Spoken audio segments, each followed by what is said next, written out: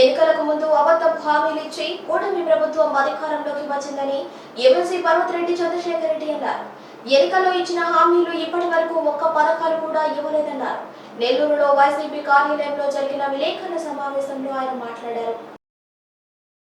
వారం రోజుల నుంచి అందరూ కూడా గమనిస్తూనే ఉన్నారు. ప్రధానంగా పెద్దల సభ అంటే కేంద్ర స్థాయిలో అయితే రాజ్యసభ, రాష్ట్ర స్థాయిలో శాసన మండలి, ఇక్కడ అందరూ కూడా కొంత గౌరవ మర్యాదలు కలిగినటువంటి సమాజంలో పెద్దలైనటువంటి వారిని ప్రజాస్వామ్యంలో డైరెక్ట్ ఎలక్షన్స్ లో కంటెస్ట్ చేసి గెలవలేనటువంటి ఒక పెద్ద మనుషుల్ని రాజ్యసభకు కానీ ఇటు కౌన్సిల్కి కానీ పంపించడం ఆనవాయితీగా జరుగుతూ ఉంటుంది.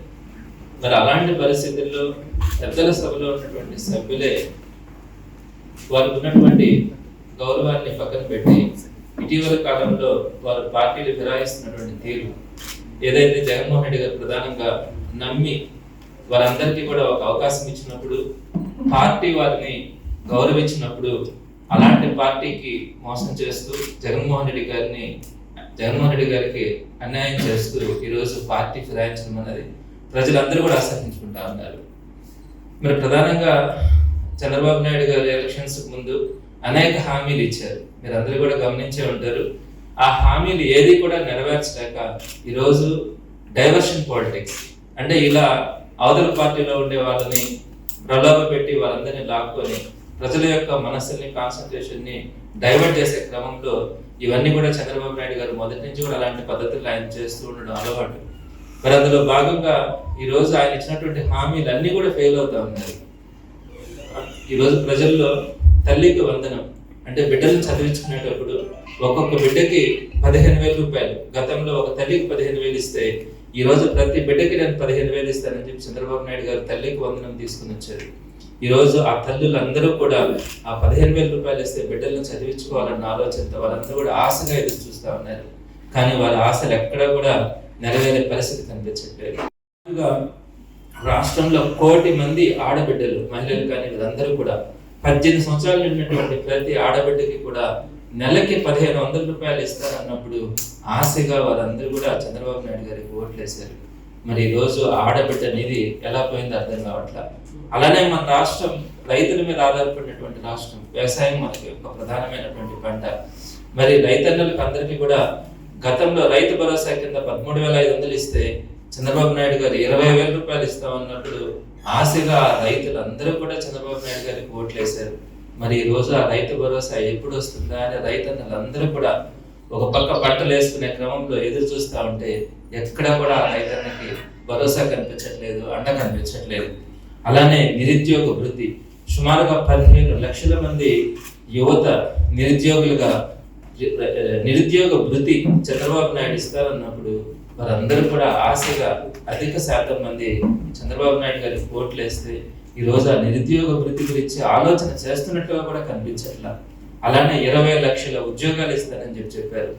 ఉన్న ఉద్యోగాలు కొత్తగా ఇచ్చే ఉద్యోగాలు దేవుడికి ఎదురు అనేక మంది, సుమారుగా ఏ రాష్ట్రంలో కూడా మనం చూసిండము అధికారంలోకి వచ్చిన మొదటి 3 నెలల్లోనే సుమారుగా 3 లక్షల మందిని నిరుద్యోగులుగా కొత్తగా తయారు చేసినారు.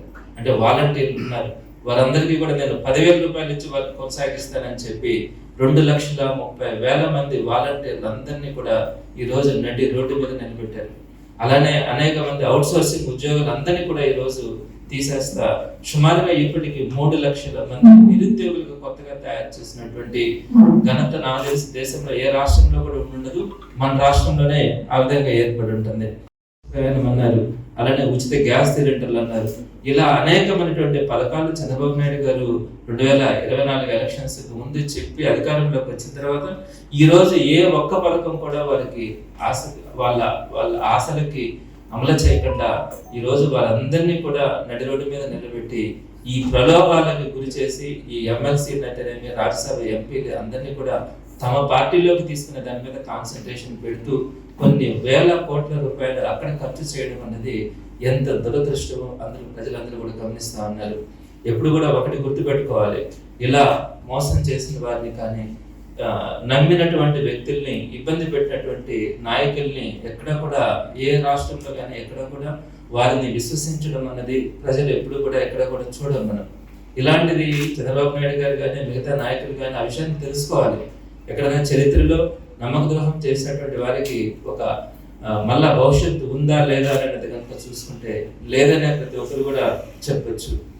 ప్రధానంగా ఈరోజు ఇక్కడ మనకు వచ్చేటప్పటికి జగన్మోహన్ రెడ్డి గారు నా బీసీ, నా ఎస్సీ, నా ఎస్టీ, నా మైనారిటీ అని చెప్పి వాళ్ళ యొక్క గొంతుక ఇటు శాసన మండలిలో కానీ అట్లా పార్లమెంట్లో కానీ వినిపించాలన్న ఆలోచనతో అనేక మందిని వారి యొక్క స్థాయిని కూడా అంటే వారు ప్రజాక్షేత్రంలో గెలవకపోయినా కూడా వారందరినీ దగ్గరికి తీసుకొని వారి యొక్క ఎమ్మెల్సీలుగా రాజ్యసభ ఎంపీలుగా ఇచ్చినటువంటి ఘనత జగన్మోహన్ రెడ్డి గారు. జగన్మోహన్ రెడ్డి గారు ఒక కమిట్మెంట్ ఉండే వ్యక్తి.